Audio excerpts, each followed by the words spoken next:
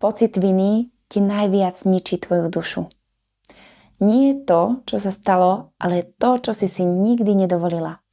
Ten tichý hlas, ktorý ti šepká: keby som vtedy neustúpila, keby som vtedy odišla, keby som sa nebála byť sama sebou. Možno si sa prispôsobila, aby ťa prijali, alebo pre falošný pocit bezpečia. Možno si sa vzdala svojich snov, len aby si zapadla.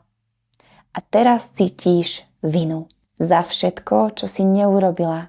Za to, že si zradila samu seba. Lenže tá vina ťa už nepotrebuje trestať. Ona ťa volá domov, späť k sebe. Každé mala som môžeš premeniť teraz na teraz môžem. A kým dýcháš, máš šancu vrátiť sa na svoju cestu. Ale v prvom rade potrebuješ prestať vyčítať si samej sebe udalosti z minulosti. Ak s tým nevieš rady, tak ozvi sa mi, vyplň formulár, link nájdeš pod alebo nad týmto videom.